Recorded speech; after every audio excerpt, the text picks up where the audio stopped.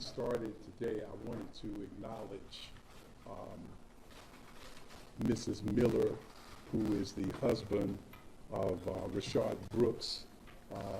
She is here today with her attorney, and after we make our presentation, she is going to make some remarks, or Mr. Stewart. We also have with us today 3 witnesses from West Memphis, Tennessee, and they are here with their lawyer, Sean Williams, and we are also going to ask Mr. Williams to address you as well.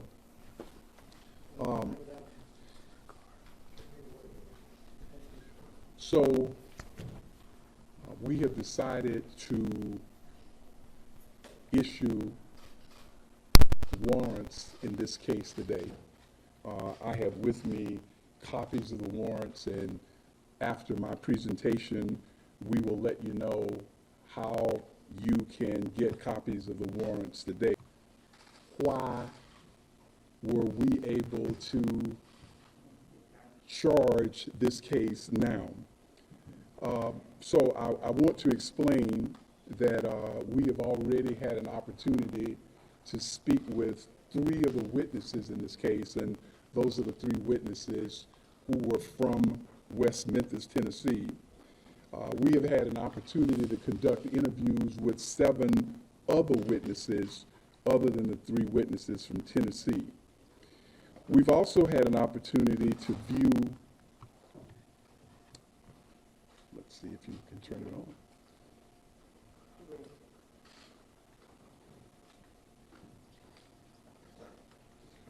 Guess I just assumed it.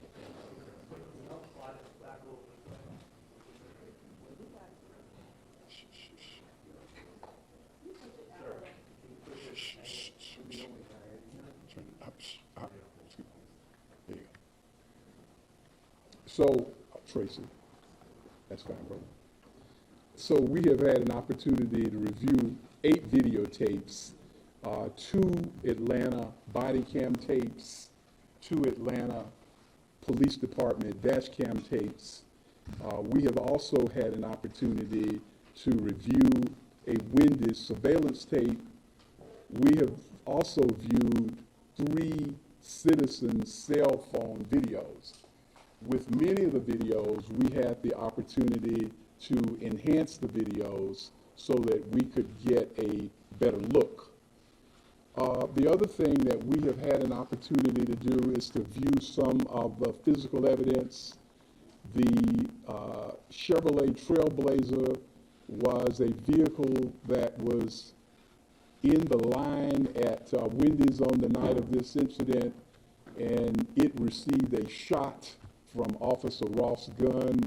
We've had an opportunity, along with the GBI now, to view that Trailblazer. My office has had an opportunity to inspect the crime scene. We have conducted a canvass of the area. We started our investigation at about 1:15 a.m. on Saturday morning, and we have been working on this case around the clock since that time. Go to the next slide. We have spent some time examining the taser evidence in this case. We've actually examined and possessed the 2 tasers that were used. We have also had an opportunity to examine the taser logs that are prepared as the tasers are used, and we have also consulted with a taser expert from the company that manufactures the tasers. We received a preliminary medical autopsy. We've received a preliminary ballistics report, and in reaching our conclusions today, we have worked with both the Georgia Bureau of Investigation as well as the Atlanta Police Department. This will be the 4th time that we have asked that arrest warrants are issued in a case before an indictment. This lists the other 3 cases that we were involved with where an arrest warrant was issued prior to indictment. Unfortunately, this marks the 40th prosecution of police officers for misconduct here in our county, and this is the 9th time that we've prosecuted a homicide case committed by a police officer. 8 of those cases involved black males, and 1 of those cases involved a black female. So in reaching our decision, there were some considerations that we considered important. And one of the things that we noted from our evaluation was that Mr. Brooks, on the night of this incident, was calm, he was cordial, and really displayed a cooperative nature. Secondly, even though Mr. Brooks was slightly impaired, his demeanor during this incident was almost jovial. Also, we noted that he received many instructions from the Atlanta officers, and he was asked many questions. Some of the questions he was asked repeatedly, but for 41 minutes and 17 seconds, he followed every instruction, he answered the questions. The fourth thing we noted is that Mr. Brooks was never informed that he was under arrest for driving under the influence. And this is a requirement of the Atlanta Police Department. When one is charged with DUI, the Atlanta Police Department's own procedures require that that person is informed immediately that they are under arrest. And then he was grabbed from the rear by Officer Roth, who made an attempt to physically restrain him after the 41-minute and 17-second discussion. We concluded and considered it as one of our important considerations that Mr. Brooks never presented himself as a threat. At the very beginning, he was peacefully sleeping in his car. After he was awakened by the officer, he was cooperative, and he was directed to move his car to another location. He calmly moved his car. Mr. Brooks was asked whether or not he had a weapon. He indicated that he did not.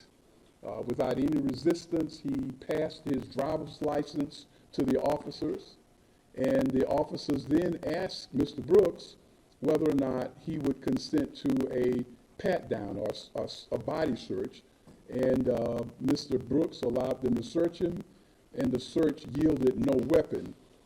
We found that it was of interest that when the officers patted Mr. Brooks down, they noticed there was a bulge in his pants. They did not pull that item out of his pocket. They took Mr. Brooks's word that that bulge represented a number of dollar bills. But Mr. Brooks never displayed any aggressive behavior during the 41 minutes and 17 seconds. Now, this is another important consideration that we discovered as we evaluated this case.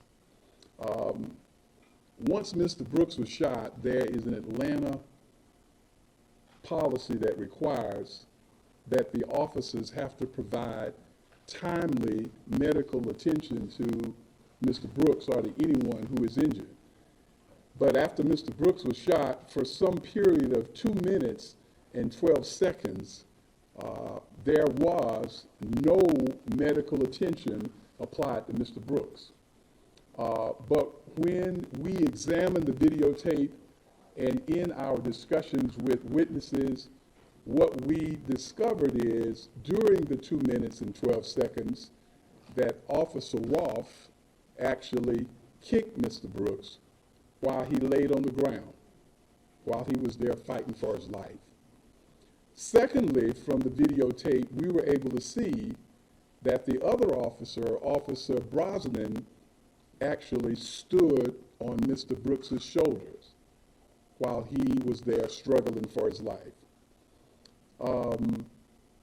We were able to conclude that based on the way that these officers conducted themselves while Mr. Brooks was lying there, that the demeanor of the officers immediately after the shooting did not reflect any fear or danger of Mr. Brooks, but their actions really reflected other kinds of emotions. So as we are drawing our legal conclusion in this case, we were led by the two foundational cases in this matter, one being Tennessee versus Garner, and what that case points out is when an officer is pursuing a fleeing suspect, that the officer may not use deadly force to prevent escape unless the officer has probable cause to believe that the suspect poses an immediate threat of death or of serious physical injury to that officer. The next foundational case that we used in our analysis is Graham versus Connor, which says that this test is based upon that of a reasonable officer on the scene and not the individual officer, but a reasonable officer on the scene.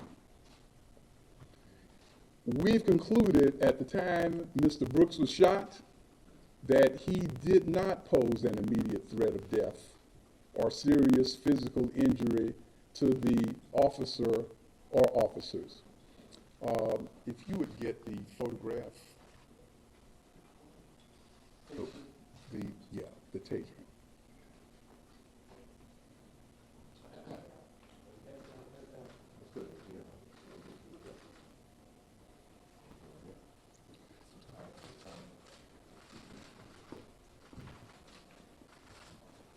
This is the first photograph that we were able to clean this kind of quickly to see if you can get a straight one.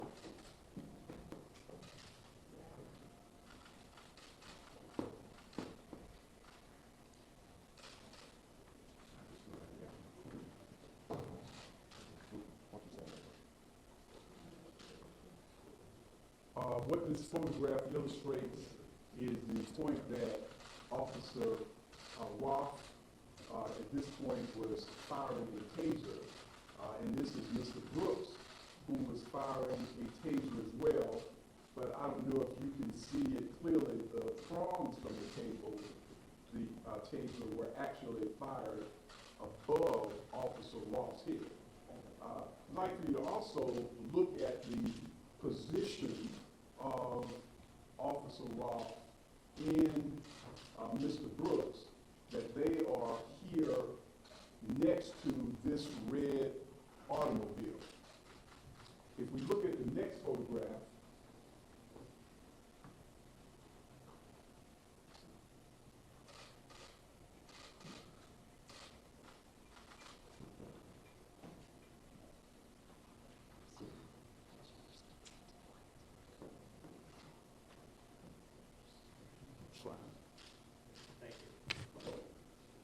if we look at the next photograph, we'll see that the positions of both parties, they've changed.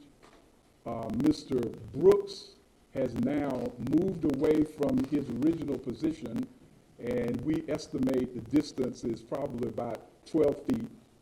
And Officer Roth has moved about 10 feet from the position in what is our exhibit number 1. This second video or second still shows the very instance that the shot was fired into the back of Mr. Brooks. And we have also calculated the distance, and the distance that they are apart at that time was 18 feet 3 inches at the time that this shot was fired.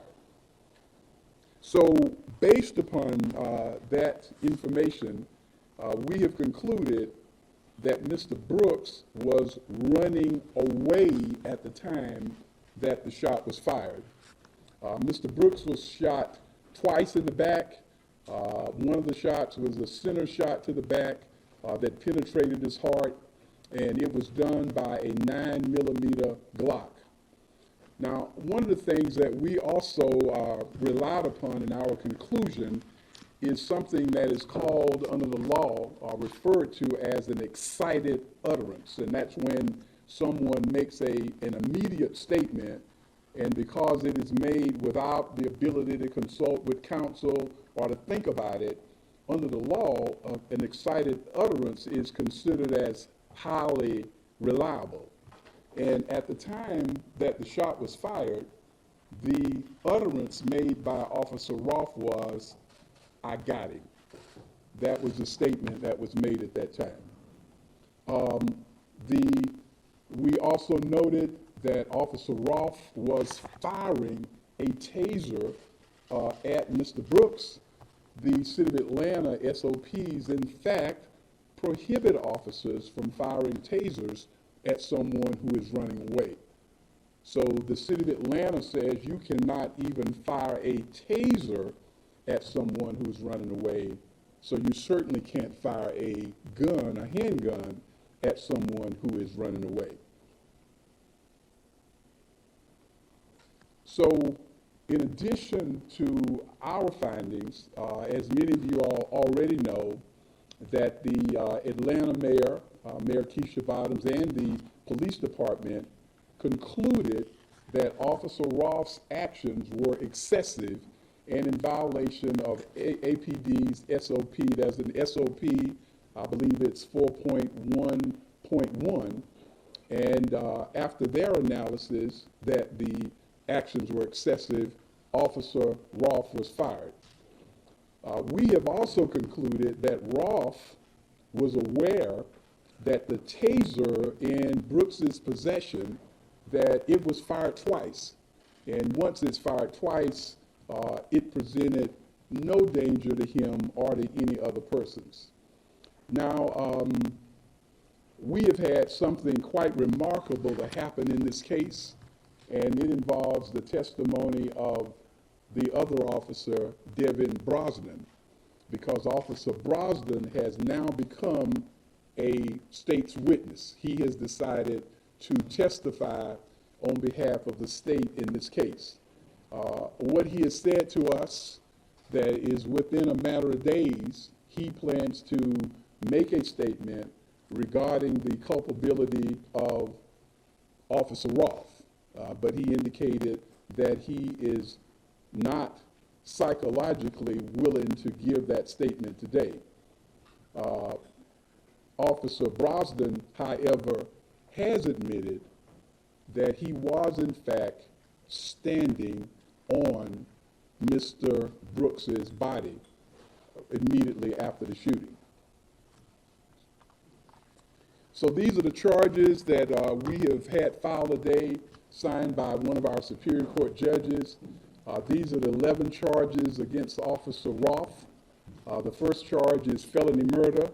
This is the death that is as a result of a underlying felony, and in this case, the underlying felony is aggravated assault with a deadly weapon, and the possible sentences for a felony murder conviction would be life without parole, or the death penalty. Now, he's also charged in the arrest warrant with aggravated assault with a deadly weapon, and this is a count charging him for the shooting of Mr. Brooks, and the possible sentence for aggravated assault is 1 to 20 years. The third aggravated assault account is for the shooting towards or in the direction of Mr. Melvin Evans. Mr. Evans was the person who was seated in the car. Do you have the picture of Mr.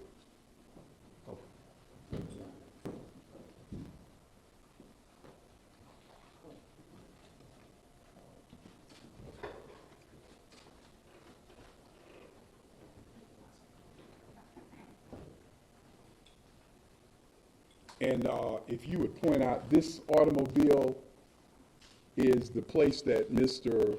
Evans and his two companions were driving, and a shot was fired. And I believe we've also got a photo of the shot that Stand it up.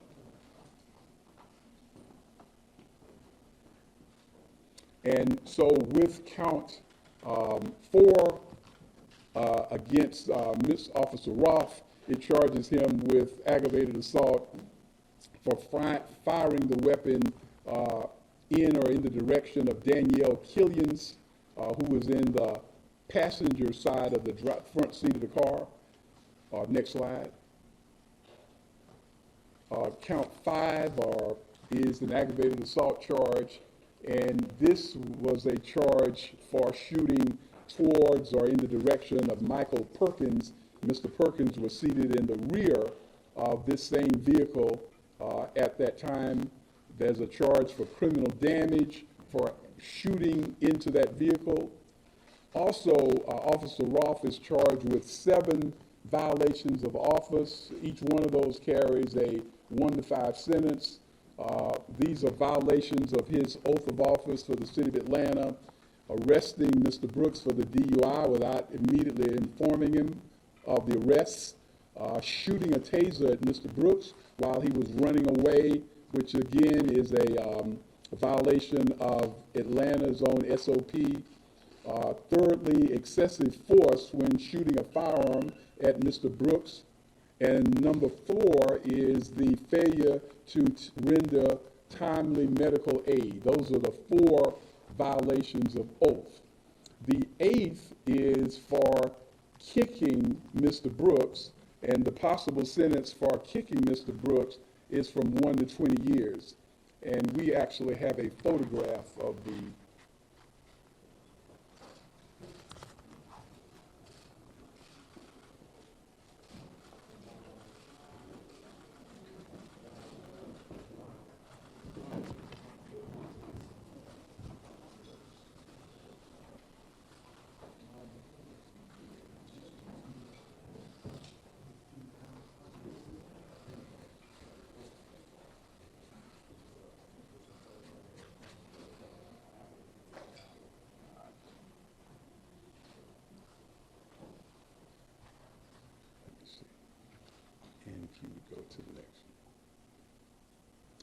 and these are the charges for Officer Brosnan, and there are a total of 3 charges. And the first charge is for aggravated assault, and this is for standing or stepping on Mr. Brooks's shoulder. The possible sentence for this crime is 1 to 20 years, and this is a photograph of Officer Brosnan, who you can see to the right. And at the time of the photograph, he is standing on the body of Mr. Brooks. And as I've indicated earlier in our conversations with Officer Brosnan, he has admitted that he stood on the body of Mr. Brooks. He said he believes that he was standing on Mr. Brooks's arm, but that is what the photograph shows.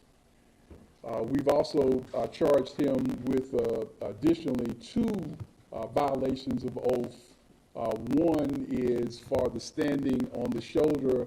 That is an unauthorized weaponless control technique which the city of Atlanta prohibits.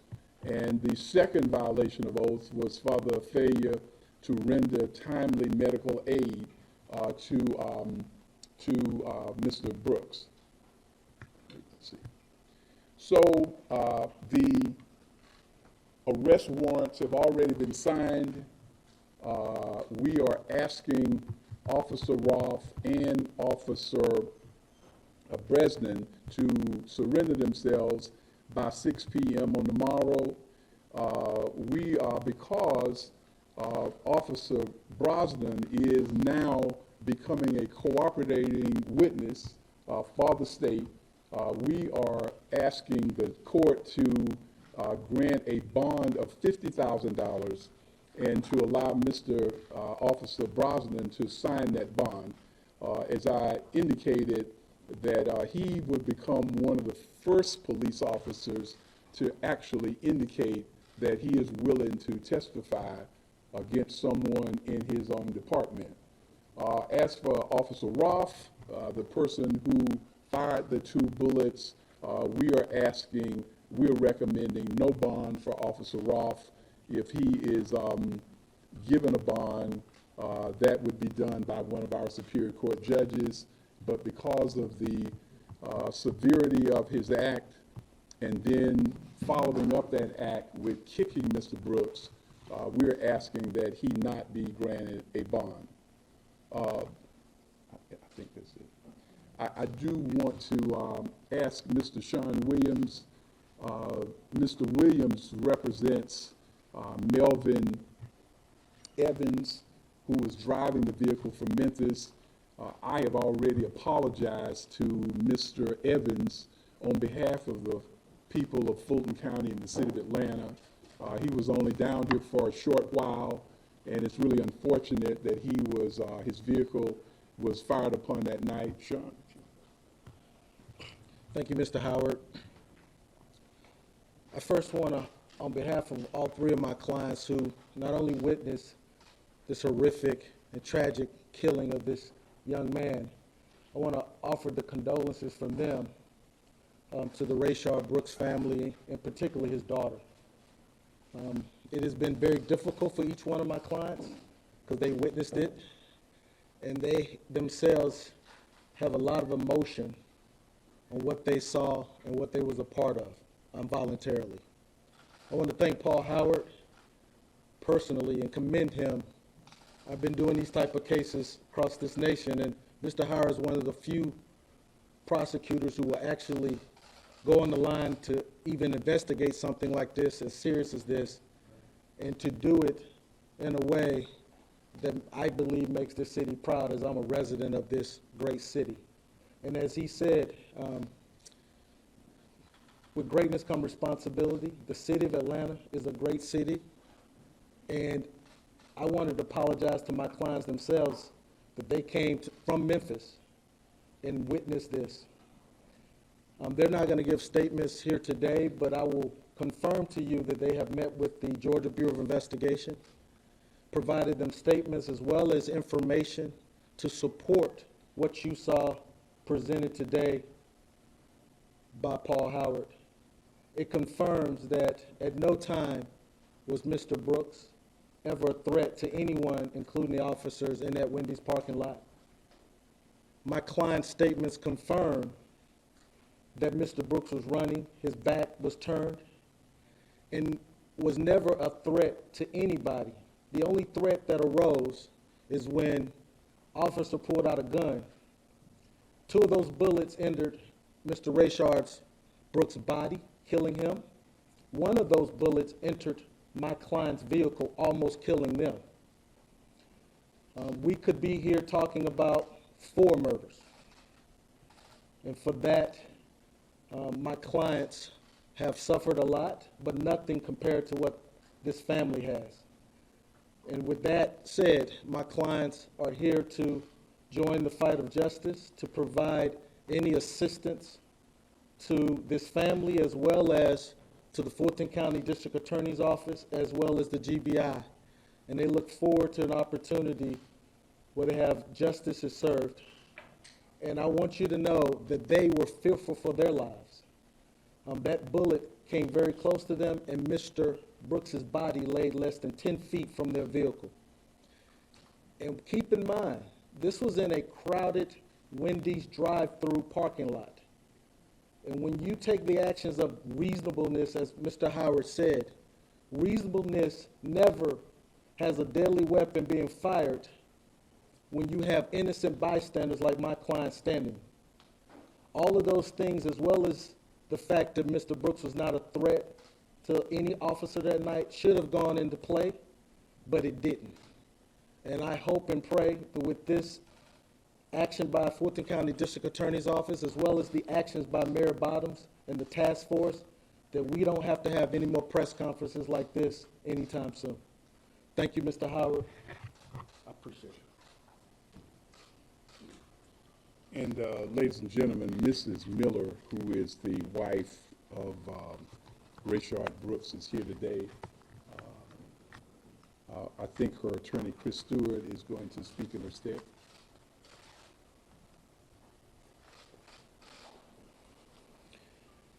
Good evening. I'm Chris Stewart with my law partner, Justin Miller. Tamika is not in a position to speak right now. She wasn't aware of all of this information, just like we weren't aware, just like I don't believe the nation was aware of all of this, that the shot happened after the deployment of the taser, where he started running again, that you would kick another human being after you just put 2 bullets in his back. But even in dark times like this, you have to try and see the light. And the positivity of this situation is the courageousness of Officer Brosnan to step forward and say what happened was wrong. It is officers like that who change policing. And I know he'll probably catch all kind of problems and hate and things like that, but it's the courageousness of those type of officers that we love and support.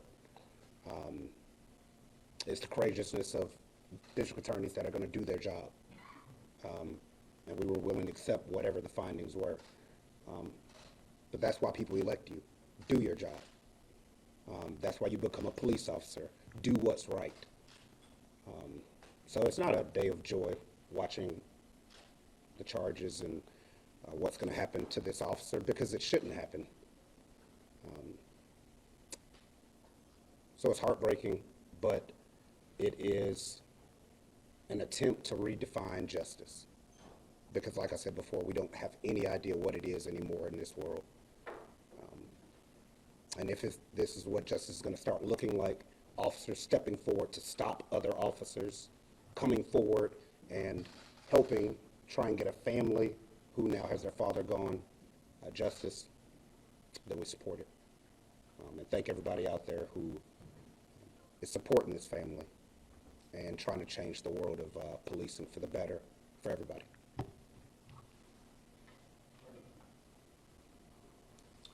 All right, I am going to try to take a few questions. I promised Ms. Miller that I would get a chance to spend a little time with her before they had to leave.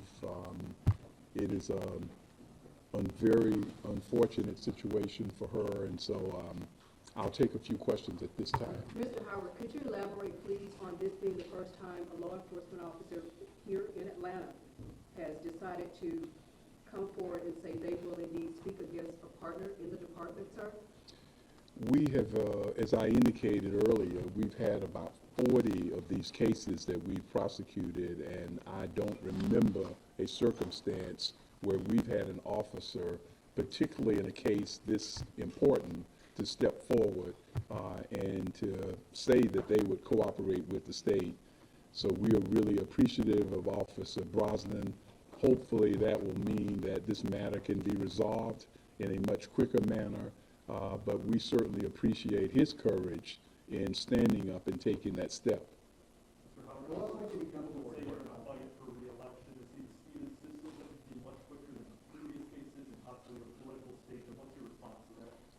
I don't think I understood your question, but if it has something to do with the election, this is what I'd say. Let's deal with Mr. Brooks today. We can deal with the elections tomorrow. Is that all right? At what point did Officer Brosnan decide to testify briefly in the court? We spoke with him on last night, and we spoke to him again today, and sometime today he made the decision that he would serve as a cooperating witness. Howard, can you give us more information about what Officer Brosnan said about that night? Any more details about his mindset or any other details from that night? Well, he initially told us that he thought that it was the situation was well in hand, and the situation was calm, but he was not an experienced DUI investigator, so that's why he called Officer Roth in. He has indicated to us that he was somewhat surprised that it accelerated into an actual arrest because he thought that the situation might have been resolved before then. So when he then decided to describe what happened, once the wrestling took place on the ground, you could tell he became a lot more emotional, and that's when he said to us that he needed some additional time to explain to us his feelings about the shooting that took place immediately afterwards. He did tell us that he approached the body afterwards, and he admitted that he did, in fact, as he described it, stand on the arm of Mr. Brooks. We asked why did he stand on his arm, and he said something to the effect that he really didn't know what was going on, and he was trying to ensure that Mr. Brooks did not have a weapon. And, we found that kind of strange because Mr. Brooks had already displayed to them the fact that he did not have a weapon. Piggyback on what Joe said, there are other use of force cases in your office right now. What can you say to the families who are looking for closure too? They see this and they're like, this is getting all the attention. What can you say to those families? Well, this is what I would say. We have been working diligently to prepare those cases, but this case has something that many of the others don't have. Number one, we've got videotape. We don't have body cams, we don't have dash cams, and so we have spent an inordinate amount of time and large sums of money trying to recreate crime scenes. We're not allowed, the police officers will not give us statements, and that's why we're very surprised, really almost shocked, that Brosnan has come forward, because in our other cases, we do not get statements to assist us from the officers involved. One of the things that I'm hoping that we will pass, not only in our state, but in the entire country, is that I think we need to change the law. I believe that prosecutors should be allowed to indict cases directly without a grand jury when they involve police shootings. And the question that you asked me, I would say to those folks that are waiting, if I had the authority to sign the indictments, I would sign them today. And I'm hoping, our legislature is in session. If you really want to do something to improve police misconduct, why don't you give district attorneys the right to proceed with the case without waiting for a grand jury? And that's particularly important now during the virus, is because it looks like right now we won't convene a grand jury in Fulton County until October. That's a long time. I wish that we could do it today.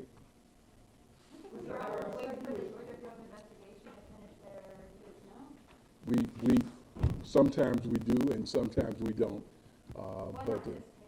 Well, we didn't need it because as we pointed out, the evidence was available. We could move forward without getting the reports from the GBI. And we've been working with the GBI. In fact, today we worked together with the automobile that we talked about. So it was a different circumstance, because once you get the videotape, and we've had 8 of them, I believe, in this case, it places the case on a different level of being investigated. Mr. Howard, you said he was not a threat to the officers. Is it the fact that he was running away, is that the evidence there beginning to use that something that happened? We said before, the whole casual conversation, the fact that they patted him down, he had no weapon, even the body language between the officers and Mr. Brooks, it was very casual, very informal. Nothing seemed to happen that would indicate that he was of some danger. But you're right, at the critical point of the shooting, what the evidence shows that he was some 18 feet, 3 inches away. His back was turned, and I believe a reasonable person would conclude that he was not an immediate threat at that time. Yes, sir. What do you feel about your warrant and your indictment versus qualified immunity? Do you think the qualified immunity should be changed? Well, I have put together a list of 9 recommendations, and I believe recommendation number 8 is that we ought to eliminate both sovereign immunity and qualified immunity for cases involving police shootings. We've got to do it. And, my barometer that says to me that something is wrong with that immunity, even our good friend Clarence Thomas says something is wrong with it. And when Clarence Thomas says that it's bad, you know it's probably pretty bad. And so I think we need to change it. We need to change it so that the families of victims, like Mrs. Miller, the way that the law stands right now, they don't stand a very good chance if they decided to pursue some lawsuit. It ought to change for people all over the country. Mr. Howard, how would you characterize the work done by your team, and what happens next? What has to go into all of it now? Well, what happens next is the way that the law stands now, we'll wait for an indictment. And as the other reporter pointed out, we've already scheduled about 7 cases that are scheduled to be presented to grand juries before this one. So I would suspect that we're probably talking about January or February when we would get a chance to present it to a grand jury. I believe that should be eliminated. I don't think we should wait because the district attorney, or why can't the district attorney just sign the indictment and let the case go forward? Mr. Howard, you recommend no bond for the officer. What's the likelihood that a Superior Court judge will give him bond? If so, what do you think the bond would be? I have long given up predicting Superior Court judges. I do not know. So since Atlanta has the only oversight agency in the state, what do you feel about statewide police agencies throughout the state to help the citizens? Well, as I mentioned, the list of the 9 things that I'm recommending, one of the things that I think we ought to do for the whole country, if there is a police force, there are 18,000 police departments in the United States, every one of them ought to have a civil citizen review board. But I think the citizen review board ought to be changed to require that when the city does not follow the recommendation of the review board, that failure to follow it ought to be signed off by the mayor, it ought to be signed off by the police chief, and it ought to be signed off by the city attorney. Because I know that with your board, a great many of the recommendations are never followed.